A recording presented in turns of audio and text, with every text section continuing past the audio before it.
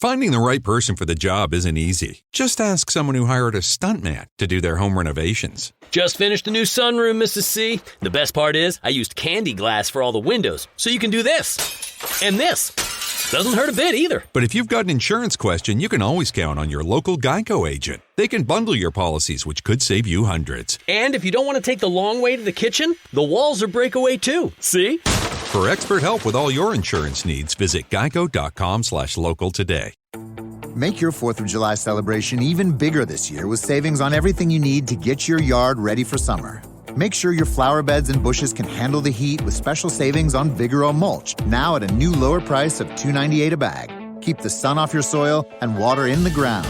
Plus, add a fun pop of color that will last up to 12 months. So hurry in and get your yard ready for celebrating in the sun. Feels like 4th of July at the Home Depot. How doers get more done. Available in-store and online. Color selection varies by store.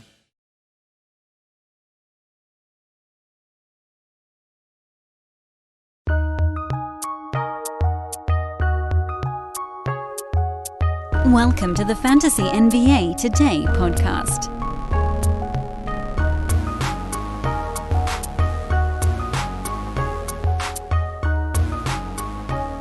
We got free agent signings. We got trades. Oh boy, we got trades. The biggest free agents really still aren't signed. There is no movement yet on Kevin Durant or Kyrie Irving, but we do have other news. And what I thought we might be talking about today, which I figured would be KD, Kyrie, maybe like DeAndre Ayton, somebody making a little bit more money, kind of like Brunson yesterday, is not what we're going to be talking about today.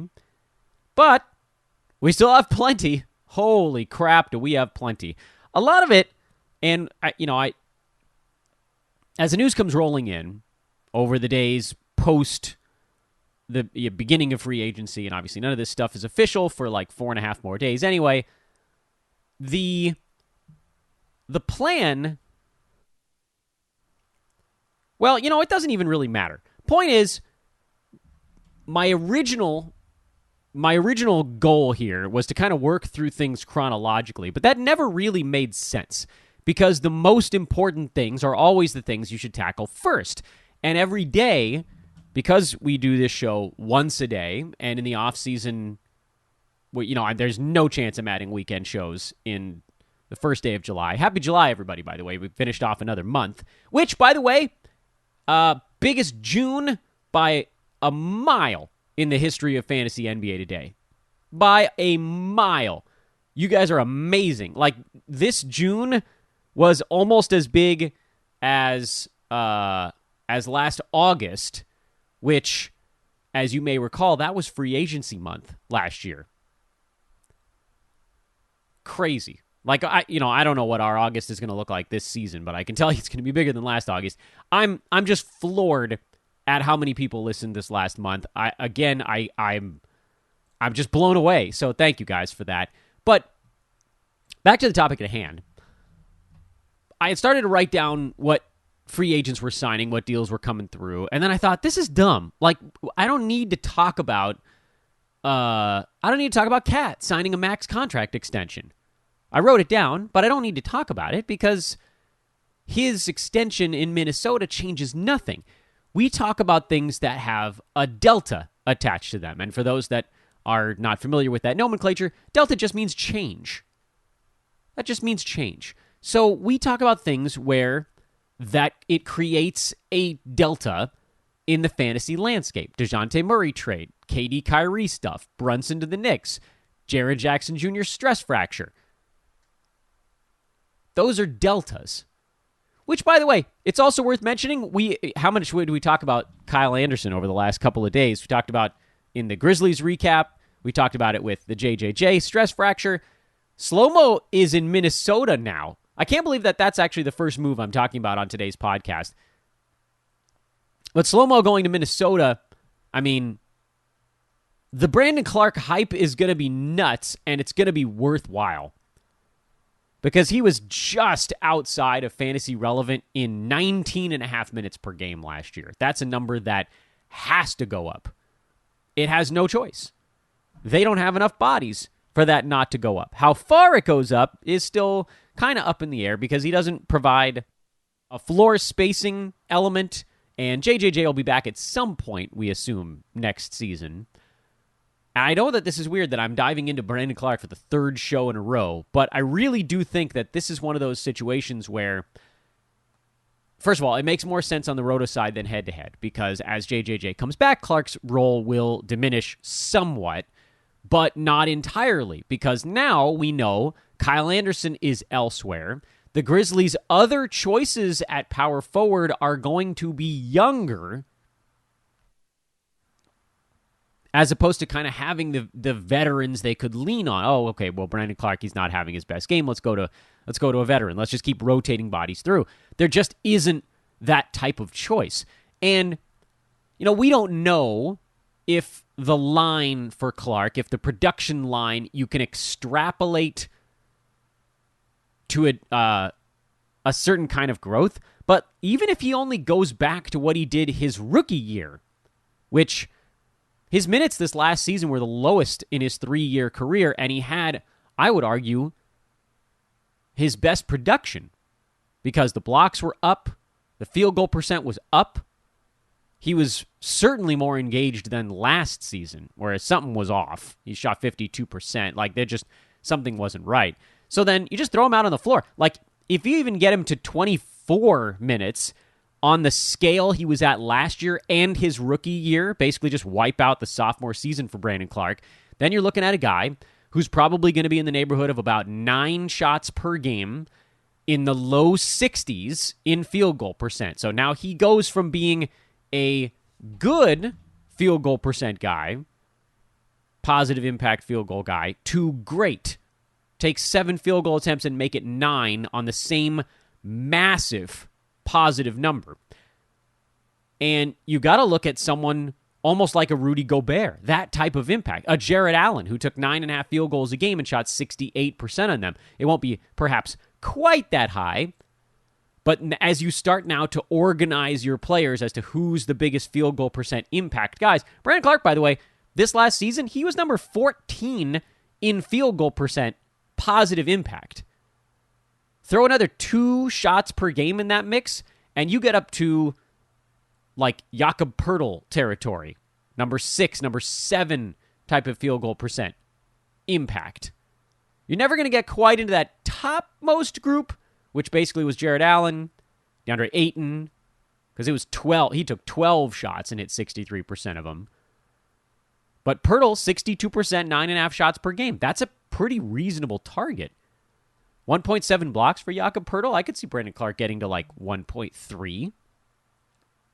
And Clark's not going to be a 49% foul shooter, so you don't have that same anchor on it. But the other stuff, like, yeah, you could see Clarke in the 12 to 13 points per game range. Rebounds are not going to be as high as Poeltl.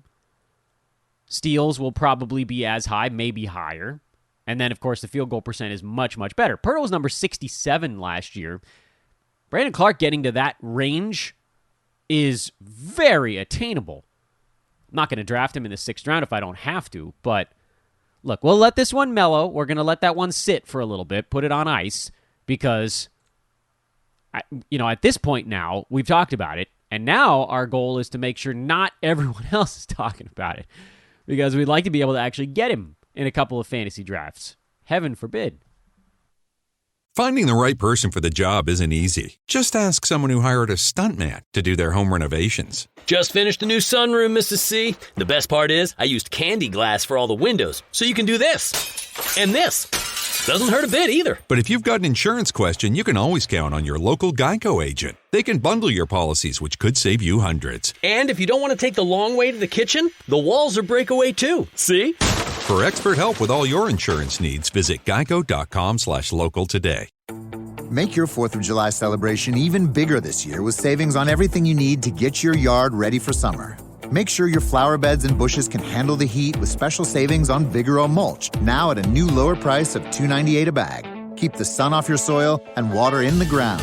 Plus, add a fun pop of color that will last up to 12 months. So hurry in and get your yard ready for celebrating in the sun. Feels like 4th of July at the Home Depot. How doers get more done. Available in-store and online. Color selection varies by store. Grizzlies could still do something nuts like swing a Kevin Durant trade, and that, of course, would throw all of this on its head. But right now, he's a starting power forward with almost nothing standing in his way as long as JJJ is out. And he's not a fast healer from what we know already. I'm Dan Bespers, by the way. I don't know if I said that. I did say it was Fantasy NBA today. I know I did that part. At Dan Bespers on Twitter, DanBesBris. I think there probably are a handful of you now. Based on what I'm seeing, again, you track the numbers every day. You can see it. Some of you guys are either longtime listeners coming back after a break, or perhaps there are a handful of you that are newer listeners. Either way, at Dan Bespers on Twitter, DanBesBris. This show is a Sports Ethos presentation, the site formerly known as Hoopball, which does not exist anymore. We're Sports Ethos. Sports, ETHOS, is the website.com. Ethos, ETHOS, Fantasy, BK on Twitter. And, of course, check out our baseball and our football coverage, the newest elements here at sportsethos.com. This show is meant to serve as your Friday weekend edition. There's going to be a lot of stuff that comes out over the weekend, and we'll have to sift through it for some early week shows next week. But I can't really worry about that right now. I can't. We have to just take what we've got. We got to take what we got and roll with it. This is the end of our 12th week, I think, of the offseason. So does this make this offseason show number 60? I give you guys full permission to correct me if I've lost track. But happy offseason show number 60 here as we hit July. We are very much past the halfway point of the offseason now, because we're going to be talking fantasy drafts in like 5 or 6 weeks at this point. I think our draft guide at Sports Ethos comes out in mid-August. We're not far away. Woohoo! Let's talk about the trades, and let's talk about a couple of signings today. Because just talking about Kyle Anderson and Brandon Clark alone, we're already 10 minutes into the podcast. I've dedicated way too much time to Brandon Clark, but man, like, what if he gets drafted in the 80s or 90s? Would we do it? Hell yeah, I'd do it. I'm stoked about that guy right now. Worst case scenario is like that's the floor. Anyway, I want to talk about the New York Knicks before we get into the trades of Friday morning, because the trades are pretty interesting. One of them with the Boston Celtics and the Pacers salary dump. The other one, Kings and Hawks, just rotating veterans for youngs and so forth. But the Knicks have actually been really interesting in free agency so far. They've been busy, and they've been able to take care of a few larger name things, at least as far as this offseason goes. There's no superstars going to New York, but we already talked about Jalen Brunson yesterday and how he's set to make a flying leap forward. It's really interesting, too, because we were just talking a moment ago about positive impact field goal percent guys. Jalen Brunson is that. He was like the 48th or 49th best field goal percent impact player in the NBA last year as a shooting guard / point guard. There weren't that many of guards, traditional guards, that were ahead of him. I mean, if you eliminate all forwards and centers from your sort list, you're left with LeBron, he's technically a forward, but he's guard eligible. Gary Payton, the second, who's now in Portland. We'll talk about that at some point. Probably not today. Mikal Bridges, Drew Holiday. This last season. Positive impact guards. Drew Holiday shot 50% last year from the field. We might have missed that in the madness. Ja Morant was number 5. Jalen Brunson, number 6. 6th best positive impact field goal percent guard in the NBA last year. So if you're looking at how fantasy value can be impacted, he took 13 shots. And anyway, the other stuff the Knicks did post Brunson was basically all at the center spot. And they did 2 things there. They signed Mitchell Robinson to a 4-year, $60 million extension. And they signed Isaiah Hartenstein to a 2-year deal. And I forget the terms. I think it's $16 million for Hartenstein. It's not that. Honestly, for fantasy players, the terms don't really matter that much as long as it's not a this guy could get moved mid-season for picks kind of deal. Like one of the guys that a bad team gives a decent player a little bit of extra money, says we'll trade you at the deadline. We just want to pick up a second-round pick for this, and you can make more money by coming with us. As long as it's not that, then I don't really care how much a guy's making. What I care is what his job's going to be. And this presents kind of a weird little situation and not that dissimilar from what we've dealt with on the Knicks before. It was $16.7 million, by the way. I managed to find the number while I was yammering about how I don't actually care about the number. Makes sense, would you, Dan? So Hartenstein, who probably deserved more minutes than he got, but the Clippers also like Ivica Zubac, and those two guys kind of serve different jobs, was very, very good in what he did with the Clippers last year, which was basically, as the season went on, became a big man that could pass, steal, block, dunk. Zubac is decent enough in a lot of that, in all of his respect. I mean, he shot 63%. Hartenstein and Zubac actually shot almost the exact same percentage from the field last year. But one of them is a leaper, and one of them is a passer, and the other one is more the screener. You guys kind of know where this is all going, and they're both fine at the free throw line. Neither one of them is terrible. Neither one of them is very good. They're both like slight negatives, but you kind of expect that from more traditional centers. Hartenstein last year was number 142 on the season in 9-category leagues and only 18 minutes per ball game. And it's pretty easy to find the games where he played more than 18 minutes on any given night and enjoy them. Basically, effectively what we're doing here, and our good buddy, friend of the show, Jonas Nader, over at NBC Sports Edge, or did they go back to calling themselves Roto World? I heard they might start doing that. He likes to talk about per 36s. And I don't know if you guys listened to me and Jonas and Bogman on the Real Big Three a couple years ago. Bogman loved to pick on him about that. But the point of the per 36 that sometimes gets lost in the playful banter is that it shows us fantasy stat set. How do we extrapolate what a guy would do if given more opportunity? Now, for Hartenstein last year, playing 18 minutes a ball game, it's pretty easy to look at his per 36s. You just double what he did.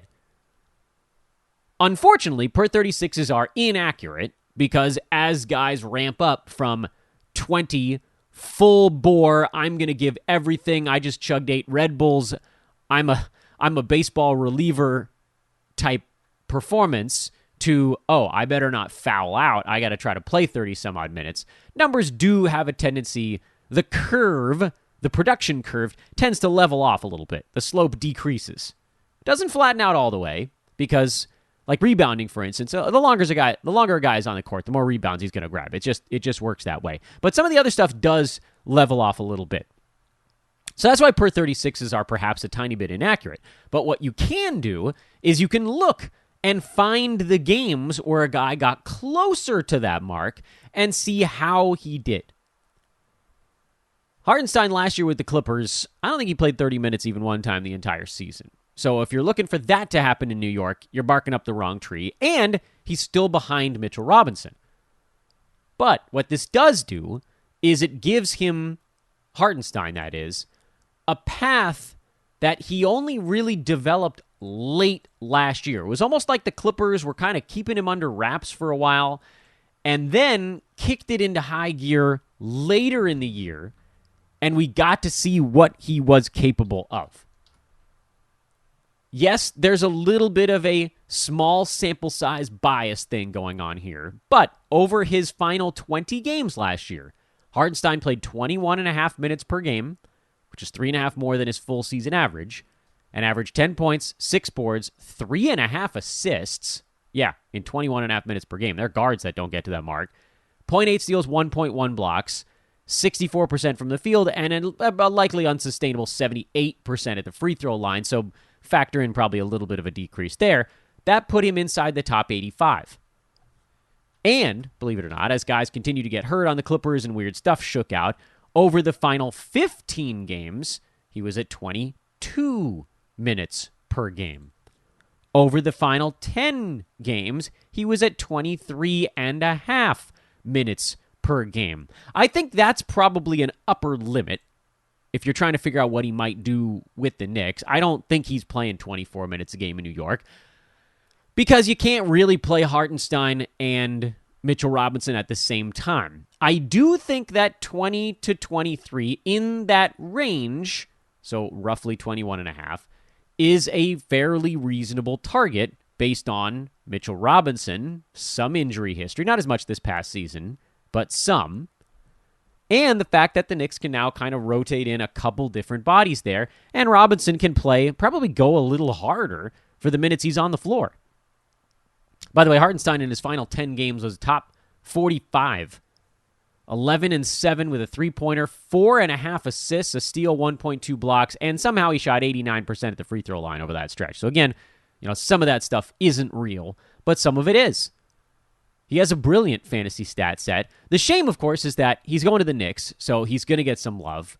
And he's buried behind a guy that just got a $60 million extension, which, you can do the math, almost double per season what Hartenstein's going to be making. So it's pretty easy to see who's going to be the guy who gets the lead run out there. Mitchell Robinson is going to start. Mitch Rob averaged 25 and a half minutes per game last year. That was almost basically without a backup. That's a number, by the way, that did get better as the season went on. Same kind of thing as Hartenstein. As the season went on, Robinson's minutes ticked up. Over his final 20 games, he played 26 minutes per game, and he was inside the top 70. Over his final 15 games, he played 26 and a half minutes per game. Over his final 10 games, he played 28 and a half minutes per game. So for Robinson, there was this nice push towards the end of the season, but it's worth noting, as always, that I don't think the Knicks want him playing 30 minutes a ball game. I think they probably want him more in the 26-27 range. Which, and by the way, I think the fact that Robinson and Hartenstein are both on the Knicks now, it does kind of relegate Julius Randle almost exclusively to power forward minutes. They might have some go small time, but there won't be much of it because they have centers they trust now. Nerlens Noel was just sort of never there. Hartenstein, as a ball mover, he's going to be terrific anywhere he went. All right, we've talked about the good. What's the bad in all of this? Well, the bad is that Hartenstein is still a backup. And the bad is that Mitchell Robinson now has a really capable and healthy backup. There's actually a lot, in addition to the fact that there's a lot to like about the fact that someone spotted Hartenstein and said, hey, you're pretty good, man. Come play for us. We'll give you $8 and some odd million. Yeah, there's a lot of good there. Dude can pass. He can fly. There's also a lot of bad in this. So we need to make sure we don't get too carried away in our love of whatever's going on with the Knicks, because at the end of the day, those two guys are splitting one bucket. There's no spillover there. Mitchell Robinson will never play a power forward minute. Isaiah Hartenstein, in the most distant fever dream, might get like 1 minute alongside Mitchell Robinson in any given ball game. At most, and probably it'll just be 0. I mean, how much time did Mitch Rob and Nerlens Noel play together? I think it was 0. It's pretty damn close if it wasn't 0. So those two guys, in a best-case scenario, are splitting 48 minutes, and if Randall gets any stretch 5 minutes, they're splitting less than that. Meaning, what do we actually want to see happen? Even if Mitchell Robinson's minutes plateau at 26, that still means 22 at most for Hartenstein. And as we saw, both of those guys can post fantasy value in the minutes I just talked about. I just mentioned a few moments ago that over the entire season, Mitchell Robinson was actually at 25 and change, about 25 and a half, a little bit closer to 26, and was inside the top 90. So yeah, he could very easily duplicate that. Maybe he even grazes 26 and a half minutes per ball game, and maybe he gets a little bit better. But at the same time, whatever upside we might have been gunning for with either of these centers is limited by the fact that they're both there. They both exist. They are not figments of our imagination. They are real beings who deserve real playing time. I don't think Mitchell Robinson's going to go very high in drafts this year. I don't know where Isaiah Hartenstein's going to go. He seems like he's developing into a little bit of a buzzy name, but the fact that he's buried behind Mitch Rob in the pecking order, hopefully that helps us a little bit. What I will say is this. Mitchell Robinson, assuming he's the starting center playing about 26 minutes per ball game, he should be able to replicate what he did last year. I think the Knicks will be better offensively. I think Jalen Brunson, as a guy that can slash and orchestrate, is going to be better than whatever they had in the backcourt this last year. And hopefully that kind of marginalizes Julius Randle a little bit more as just a gross ball stopper this last season. So let's say they work out some of those kinks. Maybe that actually helps Mitchell Robinson get a few more dunks, something that's not just a putback. Regardless, top 90 is a pretty reasonable target for him. I don't think I would draft him basically any earlier than 100. But I do think that if you get him around 100, you're probably going to get a baby size value. And you're going to need to cover up his free throw shooting. And then with Hartenstein, I'd probably be looking at him in generally the same kind of spot. He can go top 100 in 20 minutes per ball game, as we saw this last year. He was top 140 in 18 minutes. And as soon as his numbers showed even the tiniest inkling of bouncing up, he rocketed into the top 100. We just did that analysis but a few minutes ago. The exact number of minutes it would take is sort of, the jury's a little bit out, and it depends somewhat on how good or bad his free throws are in any given month. But he was number 97 among all players playing their last 25 ball games, and that was in 21 and a half minutes per game, which I think is probably a reasonable target in New York. 10 points, 6 boards, 3 assists, little under a steal, little over a block. Make your garden twice as big this summer and get twice the harvest. Right now, get 2 Bonnie Plants 2.32 quart vegetable and herb plants for only $10. Their ready-to-grow starter plants make growing vegetables and herbs at home easier than ever before. Make your garden twice as big this summer and enjoy homegrown fresh vegetables and herbs with Bonnie Plants, 2 for just $10. Feels like 4th of July savings at the Home Depot. How doers get more done. Selection varies by store, in-store only, not available offshore or Alaska. Finding the right person for the job isn't easy. Just ask someone who hired a drama coach to be an IT guy. Yeah, I'm having trouble logging in. I'm not buying it. Say it again, this time with feeling. I can't log in? Come on, man. I want to feel your struggle. But if you've got an insurance question, you can always count on your local Geico agent. They can bundle your policies, which could save you hundreds. Now, like your life depends on it. I can't log in. Yes, we'll make an actor out of you yet. For expert help with all your insurance needs, visit geico.com/local today. Great field goal percent, not great free throw percent, low turnovers, no real floor spacing to speak of. Maybe he'll add a little bit of that. Bet the Knicks would love it. It's like, Isaiah, if you can start to learn how to hit a 3 even somewhat consistently, that'll buy you an extra minute on the court. It's a very real possibility that both of those guys end up sitting right in the 90 range at the end of the year. Mitch Robin, 26 minutes, Hartenstein in 21 and a half, something like that.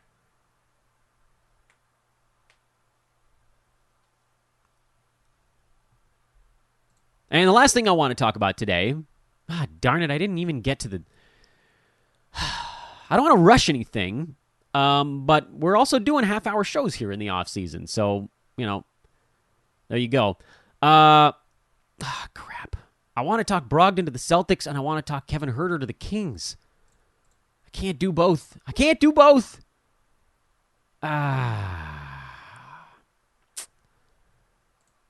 was planning on doing both.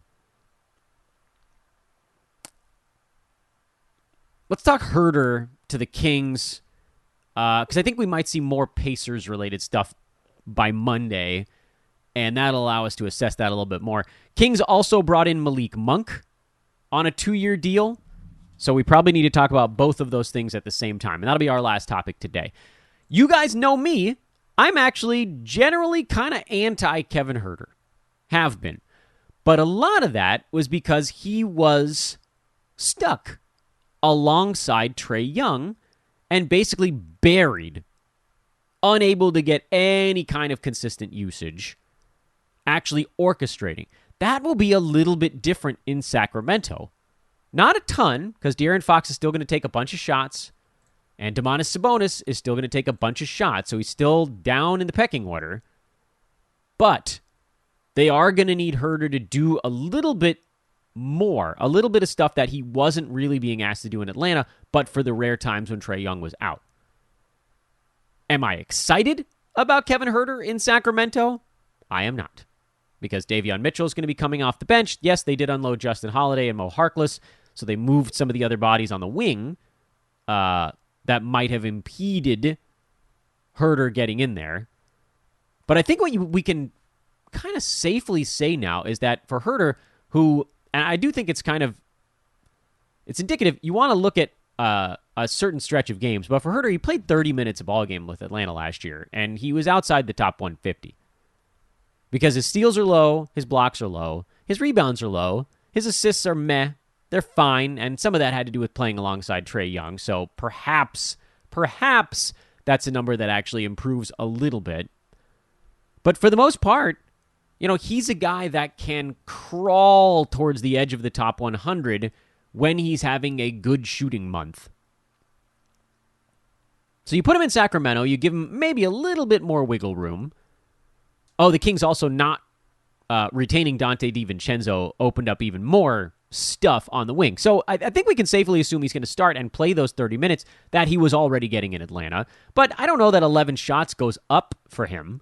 I don't think 2.7 3-pointers. I'm looking, by the way, at the last basically 30 games of the season, which I think is generally a good indicator of what a guy was and might be rolling into the next one. And like he had more 3-pointers towards the end of the year. What if he gets to 3 threes? He's not going to get a ton of steals. We know that already.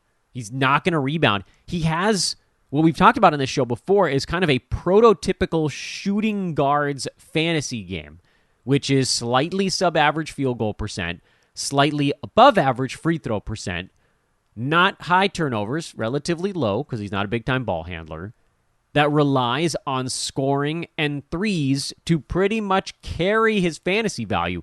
But if you have that fantasy stat set and you're not a high usage shooting guard, it's really hard to turn that into value.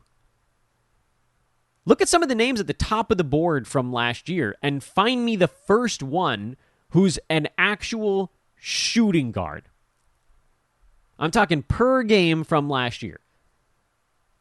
You got to go way down the list. Is it like Paul George, who you could argue is a small forward, but kind of has a little bit of that shooting guard fantasy game? He still rebounds better than your typical shooting guard. He gets steals better than your typical shooting guard, but the other stuff is sort of shooting guard-esque. Is it Devin Booker? Maybe it's Booker, who was number 20 on a per-game basis last year. That was kind of your best shooting guard. Donovan Mitchell, super high-usage shooting guard. But that's where they cap out. Donovan Mitchell, even more so than Booker, because Booker's actually a decent field goal percent guy. Donovan Mitchell, negative field goal percent. Did get a ton of steals. Great. Let's go even farther down the board. Let's find our first high-usage shooting guard who wasn't able to float their value with a gigantic steals number. It's Zach LaVine at 45. It's Zach LaVine at 45. And he was good at shooting. It's Zach LaVine at 45. That's where the best traditional shooting guard fantasy lines, meaning scoring, threes, a little bit of assist, not great field goal percent, maybe not horrible, in the middle, good free throw. You need Zach LaVine level usage, basically, unless you're going to be a big-time steals guy, which we know Huerter's not. There's just almost no upside for players with Huerter's fantasy stat set unless he's going to be handling a bunch of distribution duties. And with De'Aaron Fox and Domantas Sabonis likely to be 1 and 2 on the team in assists, I don't know how his number goes up more than to like 3.5. So I'm not super excited about that one. I'm not excited about Malik Monk. He's going to be buried way too far down the board, and he made his name in L.A. He had a good season with the Lakers, make no mistake, but he did it when most of the team was out. That's when he was collecting his big-time numbers. That said, I actually like what the Kings have done this offseason so far, kind of working around the edges. They got Monk for scoring. They brought in Herter now to sort of get a little bit younger and space the floor. They still can't guard anybody, but I think they knew they're not going to be able to guard anyone. Like you're not going to turn De'Aaron Fox and a Domantas Sabonis core into a good defensive team, so now you got to go outscore some people. Go get a floor spacer that can pass like Kevin Herter. Go get Malik Monk, who's your bench gunner. Let her rip. Next week, we'll almost assuredly start with the Malcolm Brogdon trade to the Boston Celtics. Spoiler alert, it ain't good for his fantasy value, but he will play more games this coming year. Other spoiler alert, who the hell's left in Indiana? Ooh, that's the fun part of this one, folks. Let's have a ball. Have a great weekend, everybody. 60 offseason episodes in the books. Let's make it an unbelievable July. I still can't believe how many people listen to this show in June. You guys are the best. At Dan Besbris on Twitter. I'll talk to you guys over on social. And if not there, then on Monday. So long, everybody.